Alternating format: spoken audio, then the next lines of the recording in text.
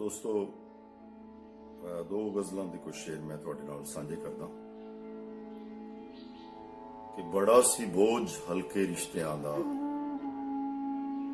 ਚੁਕਾ ਕੇ ਕਰਜ਼ ਹੌਲਾ ਹੋ ਗਿਆ। ਬੜਾ ਸੀ ਬੋਝ ਹਲਕੇ ਰਿਸ਼ਤਿਆਂ ਦਾ, ਚੁਕਾ ਕੇ ਕਰਜ਼ ਹੌਲਾ ਹੋ ਗਿਆ ਹਾਂ। ਮੁਸਾਫਿਰ ਤੁਰ ਗਏ ਮੇਰੇ ਚੋਂ ਮੇਰੇ, ਮੈਂ ਪਹਿਲਾਂ ਵਾਂਗ ਰਸਤਾ ਹੋ ਗਿਆ ਹਾਂ।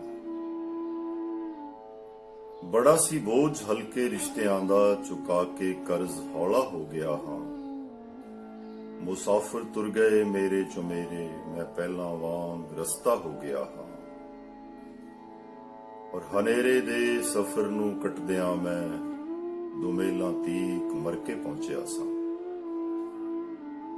ਹਨੇਰੇ ਦੇ ਸਫ਼ਰ ਨੂੰ ਕੱਟਦਿਆਂ ਮੈਂ ਦੁਮੇਲਾਂ ਤੀਕ ਮਰ ਕੇ ਪਹੁੰਚਿਆ ਸਾਂ। ਹੁਣੇ ਸੂਰਜ ਨੇ ਮੈਨੂੰ ਵੇਖਣਾ ਸੀ, ਮੈਂ ਕਿੱਥੇ ਆ ਕੇ ਅੰਨਾ ਹੋ ਗਿਆ ਹਾਂ।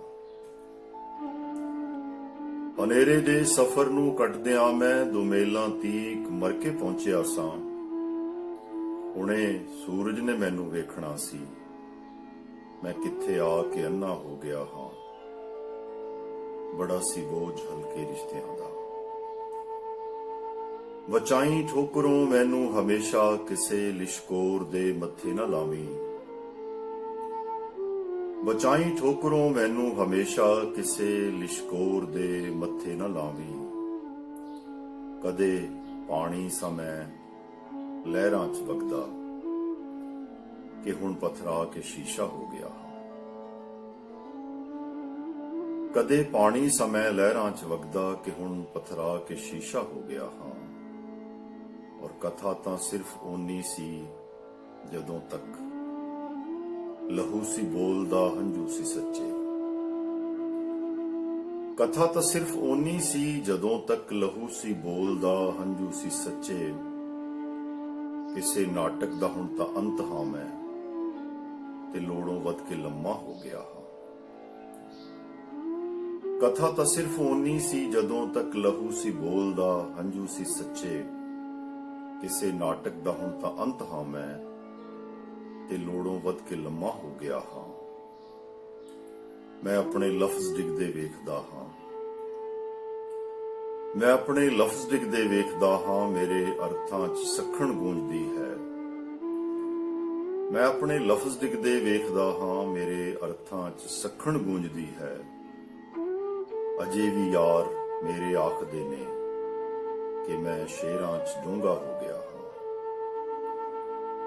ਅਜੇ ਵੀ ਯਾਰ ਮੇਰੇ ਆਖਦੇ ਨੇ ਕਿ ਮੈਂ ਸ਼ੇਰਾਂ 'ਚ ਡੂੰਘਾ ਹੋ ਗਿਆ ਹਾਂ।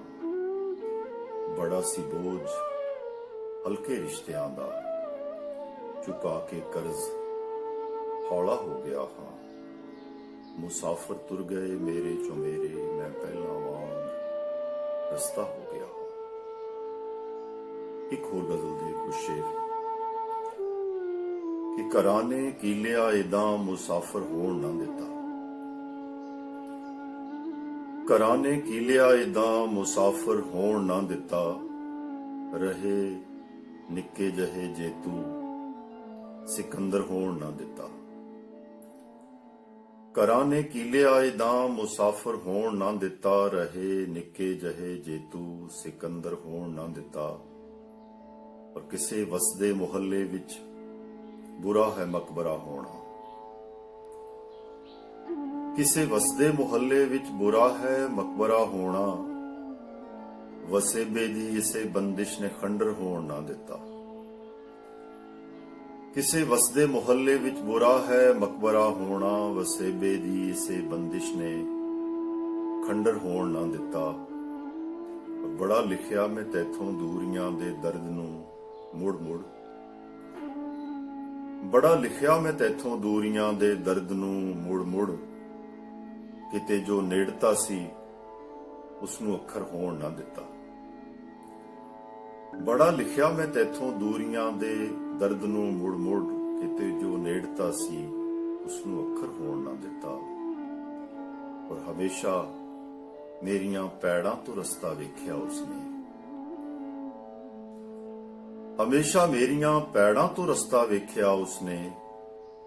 ਮੈਂ ਉਸਦੇ ਨਾਲ ਤਾਂ ਤੁਰਿਆ, ਬਰਾਬਰ ਹੋਣ ਨਾ ਦਿੱਤਾ।